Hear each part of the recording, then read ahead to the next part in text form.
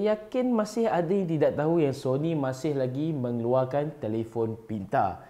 Mungkin kerana telefon pintar Sony sekarang tidak sepopular seperti zaman Xperia Z dulu. Tapi apapun, telefon pintar Sony sebenarnya agak bagus. Cuma ia tidak memberikan satu pengalaman penggunaan yang memuaskan. Assalamualaikum dan hai, anda bersama dengan saya Fahim Zahar untuk video ulasan di Aman, dan hari ini saya akan ulaskan Xperia 5 Mark IV. Jadi seperti biasa, sebelum saya mulakan ulasan, anda boleh lihat spesifikasi peranti di skrin sekarang.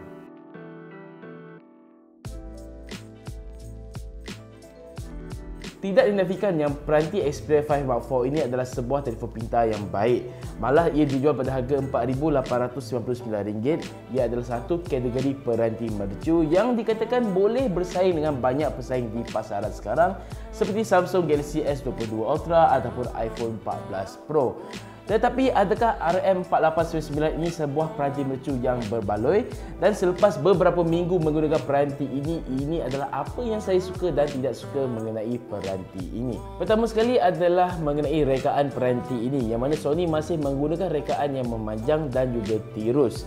Jadi ia selesa di tangan dan juga mudah untuk dikendalikan. Bukan itu sahaja, ia juga mempunyai butang-butang yang lengkap dari segi butang kuasa, butang arah suara dan juga ada butang pengatur kamera. Dan Sony Xperia 5 Mark IV ini juga adalah peranti yang serba lengkap untuk tahun 2022 kerana menawarkan semua port yang anda boleh fikirkan.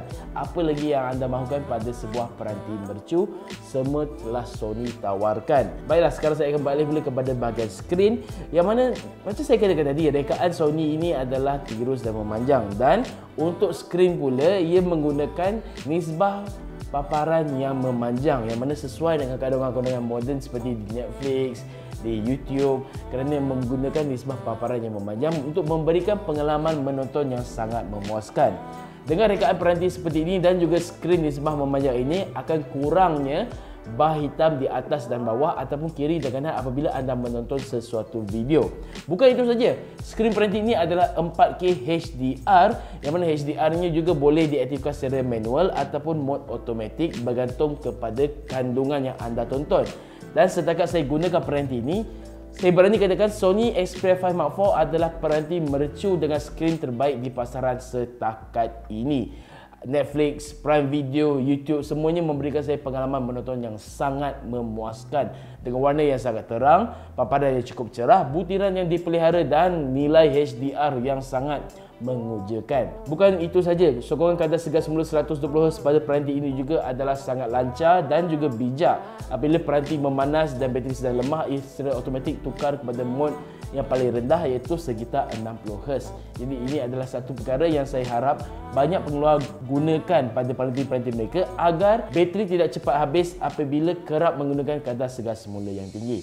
Audio peranti ini juga adalah antara yang terbaik di pasaran sekarang. Ia menggunakan sistem audio stereo yang simetri, jadi segala pendengaran adalah seimbang baik di sebelah kiri dan juga sebelah kanan. Dan dengan audio yang seimbang ini, bukan sahaja muzik enak didengarkan, tapi filem-filem yang anda tonton yang saya sebutkan tadi juga akan memberikan satu pengalaman yang lebih mengasyikkan.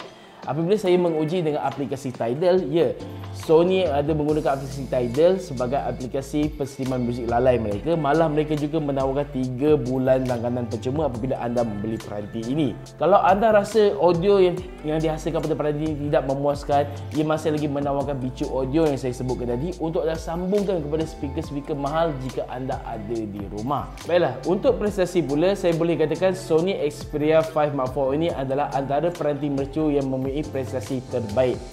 Betul, ada beberapa peranti lain di pasaran yang masih lagi terbaik, tetapi saya katakan Sony ni yang terbaik kerana ia masih menggunakan Snapdragon 8 Gen 1, bukan 8 Plus Gen 1, bukannya 8 Gen 2, dan memori pula adalah 8GB RAM dan storan dalaman 256GB sahaja, tetapi boleh mencapai skor AnTuTu sehingga 900,000 dan memberikan pengalaman penggunaan yang sangat lancar, pantas, mantap dan memuaskan sepanjang penggunaan saya.